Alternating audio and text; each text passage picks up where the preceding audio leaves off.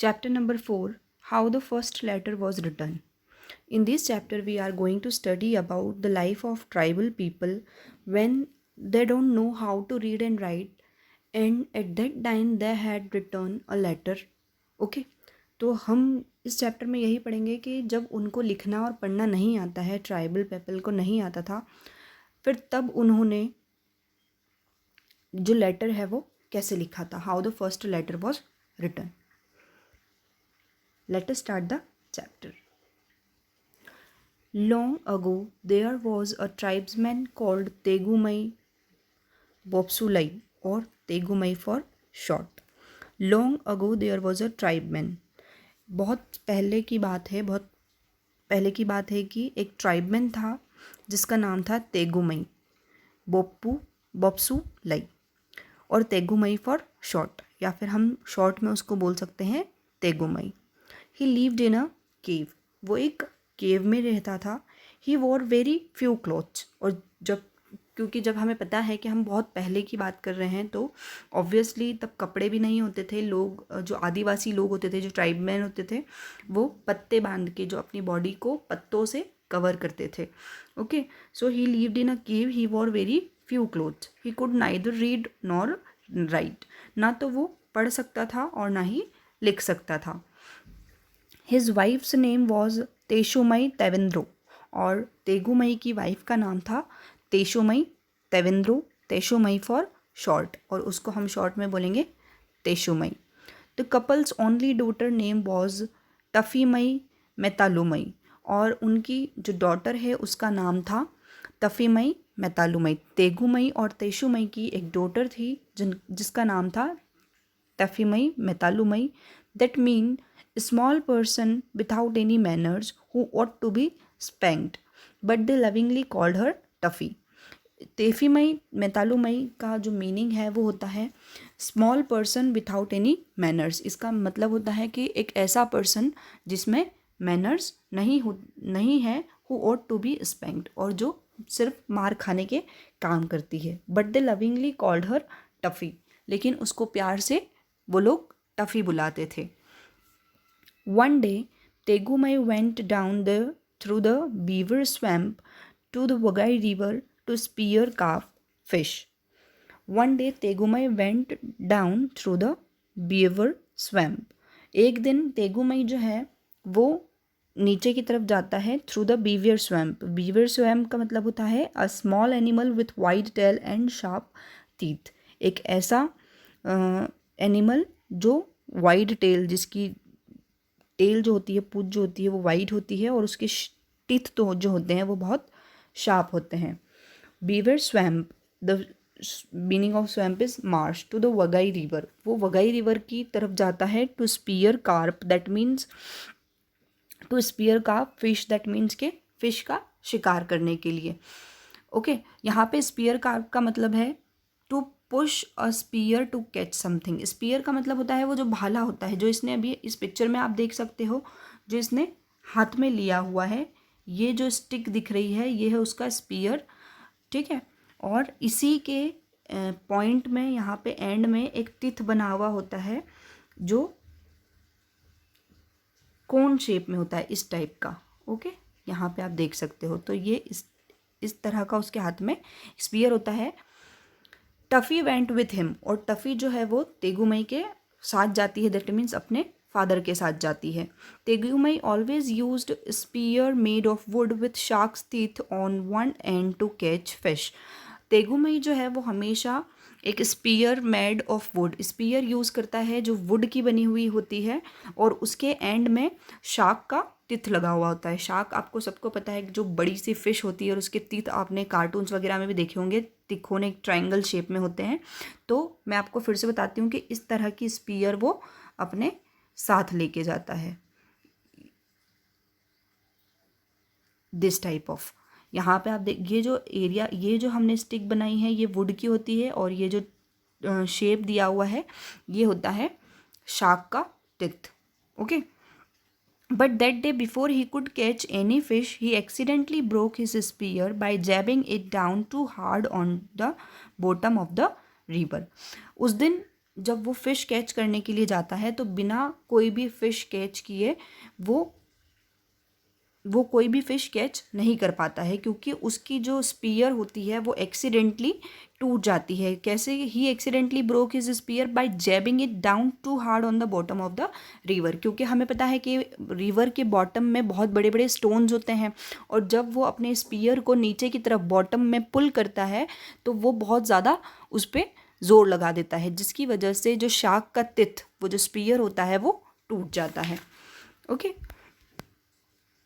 Although he had a spare black-handled spear, he had not brought it with him. उसके पास एक और spear तो होती है, लेकिन उसको वो अपने साथ लेके नहीं आता है।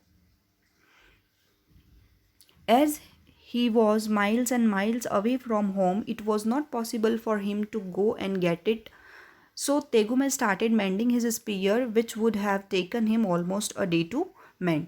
अब उसके घर जो एक और स्पीयर जो है उसके पास, वो उसके घर पे रखी होती है, और उसका घर जो है वो रिवर से बहुत ज़्यादा दूर होता है, तो इसीलिए अगर वो सोचता है कि मैं लेने जाऊँगा तो मुझे वापस आने में रात हो जाएगी और फिर मैं फ़िश नहीं कैच कर पाऊँगा, तो इसीलिए वो वहीं पे स्पीयर मैंड करने लग जाता है। Let me run back home and ask mummy to give the other spear, said Taffy. अब जो टफ़ी है वो अपने फादर के साथ होती है, तो वो अपने फादर को बोलती है कि एक काम करती हूँ, मैं घर चली जाती हूँ और वहाँ पे जाके मम्मी से बोलूँगी कि वो जो दूसरी स्पीयर आपकी घर पे रखी है वो मुझे दे दे। That is too far for your little legs, replied Tegumai looking at her fondly. Besides you might fall in the beaver swamp and be ड्रॉन्ड।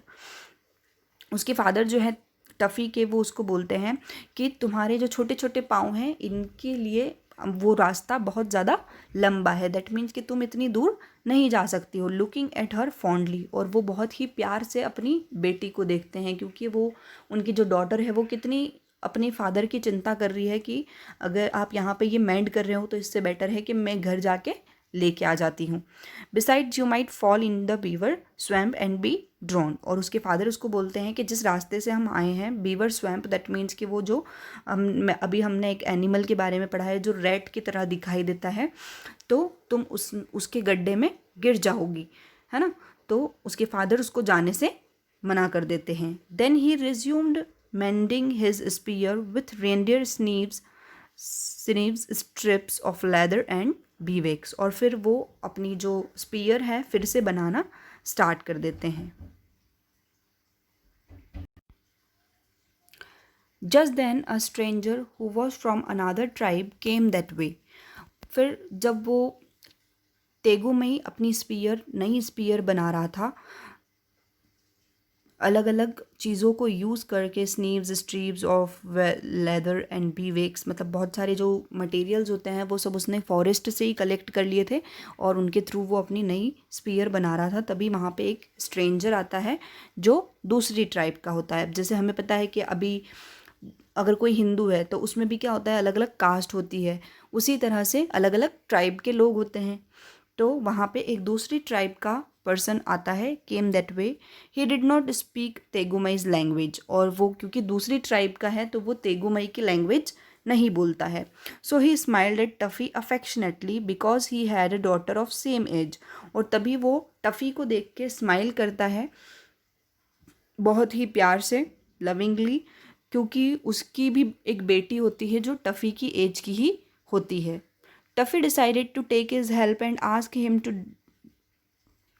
तभी जब वो उसको देख के स्माइल कर रहा होता है तो टफ़ी डिसाइड करती है कि मेरे फादर ने मुझे तो जाने से मना कर दिया है, तो मुझे एक काम करना चाहिए, इस पर्सन की, इस स्ट्रेंजर की हेल्प ले लेनी चाहिए। Do you know where my mummy lives. अब टफ़ी जो है वो उससे पूछती है कि क्या तुम्हें पता है कि मेरी मम्मी कहाँ रहती है। And the stranger mumbled because he could not understand her question. अब क्योंकि टफ़ी की जो लैंग्वेज है वो बहुत ज़्यादा अलग है और इस स्ट्रेंजर की लैंग्वेज बहुत ज़्यादा अलग है, लेकिन टफ़ी जो बोलती है वो उसको बिल्कुल भी समझ में नहीं आता है। तो इसीलिए वो जो स्ट्रेंजर है वो एक अनक्लियर वॉइस में मम्बल करता है, ही could not understand her question, और वो ऐसा इसलिए करता है क्योंकि उसको टफ़ी का क्वेश्चन समझ में नहीं आता है। टफ़ी गॉट इरिटेटेड एंड शाउटेड। अब जब उसको स्ट्रेंजर को टफ़ी का क्वेश्चन नहीं समझ में आता है तो टफ़ी ये सोच के इरिटेट हो जाती है और ज़ोर से चिल्लाती है। Silly and then stamped her foot and made faces since she appeared very bold. The stranger tribesman thought she was the daughter of the noble chief, so he smiled more politely. अब Tuffy जो है वो बहुत ज़्यादा गुस्से में आ जाती है और अपना पैर ज़मीन पे पटकती है।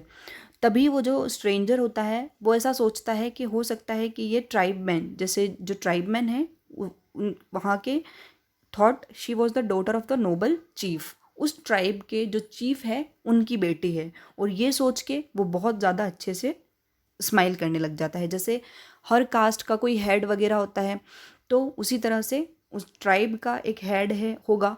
तो वो सोच रहा था, स्ट्रेंजर सोच रहा था कि ये जो टफ़ी है ये किसी ट्राइबमैन के चीफ की बेटी है, और इसीलिए वो उसको देख के और अच्छे से स्माइल करता है। Taffy did not give up easily, she tried again to communicate with him. She said, I want you to go to my mother and ask her to give you my father's other spear. लेकिन टफ़ी जो है वो इतनी ज़्यादा easily give up नहीं करती है और उसको फिर से समझाने की कोशिश करती है उस स्ट्रेंजर को कि तुम मेरी मदर के पास जाओ और उनको जाके बोलो कि मेरे फादर की जो दूसरी स्पीयर है वो घर पे रखी है तो वो तुम्हें दे दे। As before, the stranger tribesman did not understand what she said. He again looked at Tuffy affectionately and gave her a flat twisted piece of bark of a birch tree. अब क्योंकि फिर से स्ट्रेंजर जो है वो टफ़ी की बात नहीं समझ पा रहा था, दोनों अलग अलग लैंग्वेज के हैं तो दोनों को ही एक दूसरे की बातें नहीं समझ में आ रही थी। तो तभी वो स्ट्रेंजर ट्राइबमैन जो होता है वो टफ़ी को फिर से अफेक्शनेटली लविंगली देखता है और फिर उसको एक twisted piece of bark of birch tree, एक बर्च ट्री की बार्क देता है।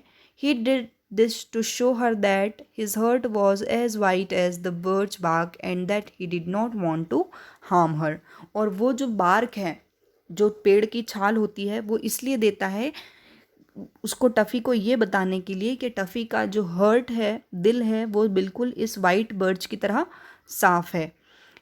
And that he did not want to harm her, और वो जो स्ट्रेंजर है वो टफ़ी को ये भी बताना चाहता है कि मैं तुम्हें हार्म नहीं पहुंचाना चाहता।